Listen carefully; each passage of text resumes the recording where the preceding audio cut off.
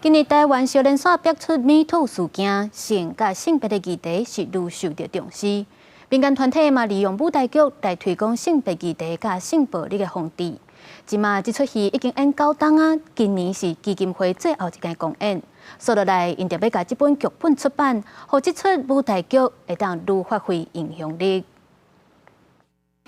因为你不乖，所以要被惩罚。听，今天用嘴巴好不好？台顶演出的是侪性暴力受害者讲不出嘴的生命经验。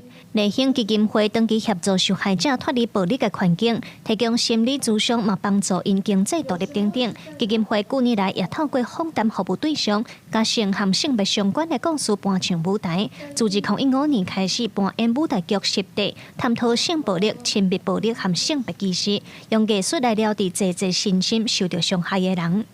就是每次演出完都会有一些观众跑来跟我们说，我也有这样的故事，好，我也有这样的故事，只是我不知道跟谁说。好，这些演员他也都会有机会分享他的生命故事，以及让这些生命故事的力量在这个演出中流传。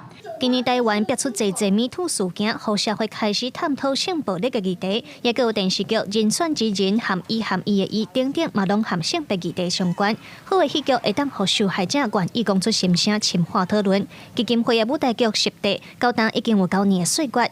因要出版剧本册，甲戏授权予大学剧团企业，和这出舞台剧会当伫愈侪所在演出。是我们例行最后一次的大型舞台剧的一个这个公演。那之后我们会转变用这个剧本书授权的一个这个形式，那可以更深入到我们的一个社区。我想这也是我们另外一个另类的一个推广的一个方式。内省基金会宣布，今年是10地舞台剧公演的最后一届，这个月会伫台北和台南演出。说来，这出戏要透过剧本授权，继续扩大影响力，来了解侪需要帮助的人。记者卢尚如、曾春瑶、新北报道。